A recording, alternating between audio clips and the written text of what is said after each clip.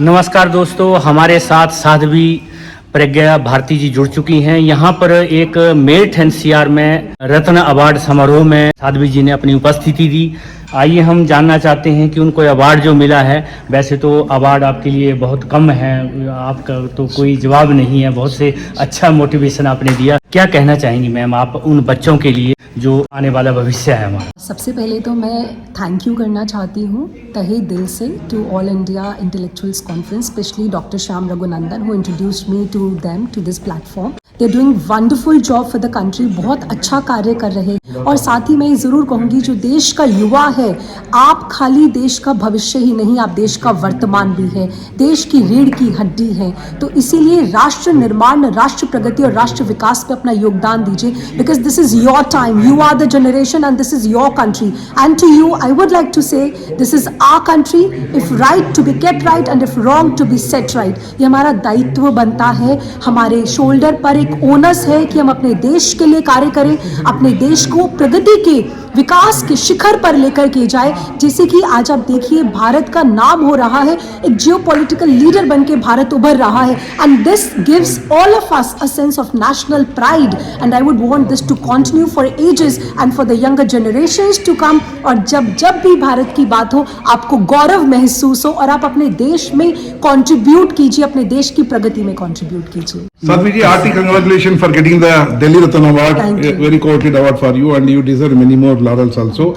On the occasion of getting the Delhi Ratna Award, what do you want to say?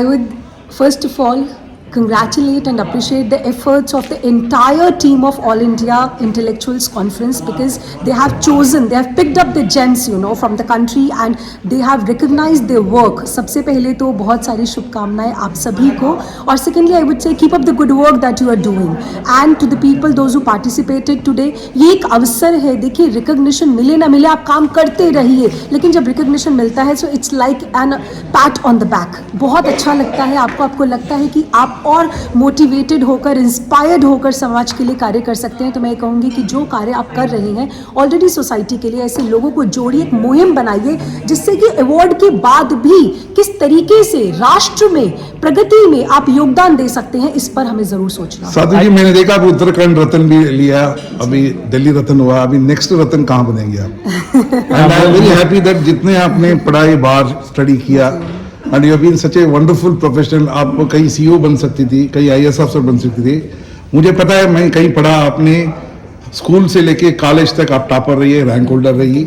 मुझे cracking any top B school और school, you would have been a wonderful career you would have had.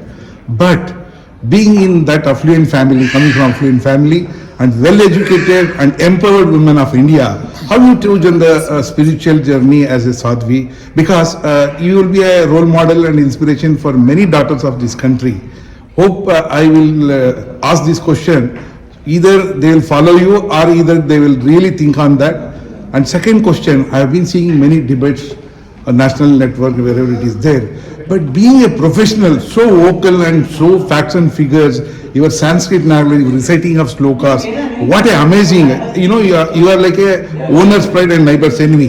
So I think that I want to know how you got into this sadhvi, and God bless you, and you are a daughter of India, I can say. You are a daughter of Sanatan, where you are protecting and defending like anybody else. I think in you I see a Chhatrapati Maharaj Shivaji and Ashoka, the King Ashoka, because you are defending Sanatan so much, but with facts and figures. I have seen people make a noise and voice on the TV debates. You come out with the facts and figures. Sadhvi ji, you are a pride of India, you are a jewel of India, and I want to know that what is the message you give to the daughters of this Sanatan Dharma or Bharat? Thank you so much, Dr. Shyam Raghunandan, for giving this warm and I would say very, very pleasant words, for choosing them. Thank you for being generous, because calling me the daughter of Sanatan is actually a pride moment. Calling me the daughter of my country, Bharat, is actually a matter of pride. मुझे बहुत गौरव महसूस हो रहा है ये सुनते हुए, और आपने मुझे ऐसा बोला तो ये मेरे लिए सबसे बड़ा बैज ऑफ ऑनर है, जिसे मैं अपने शोल्डर पर हमेशा फॉर एवर कैरी करना चाहूँगी। और मैं ये चाहूँगी कि भारत की बेटियाँ आगे बढ़े, सनातन धर्म के लिए आगे बढ़े। आप किसी भी फील्ड में हैं, आप चाहे आर्मी में हैं, चाहे पुलिस में हैं, चाहे आप एक किसी हॉस्पिटल में जॉब कर रहे हैं, आप टीचर हैं, आप कहीं पर भी हैं, आप देश के भविष्य में, देश की प्रगति में कंट्रीब्यूट कर सकते हैं। लेकिन उसके लिए आपको जज्बा चाहिए, उसके लिए आपको राइट गाइडेंस चाहिए। क्योंकि आप देखिए ना, जब आपको सही दिशा मिलती है तो दशा अपने आप ही बदल जाती है। तो जब आपको दिशा मिलेगी, जब आप ठान लेंगे कि आपको करना है अपने देश के लिए, नो मैटर व्हाट,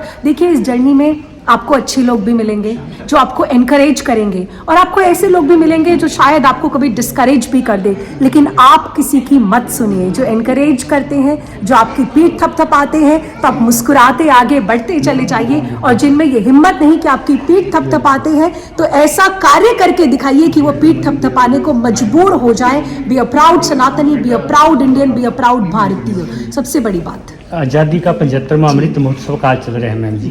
जब हम आज़ादी का 100वां काल मनाएंगे तो कैसा भारत आप देखना चाहेंगे?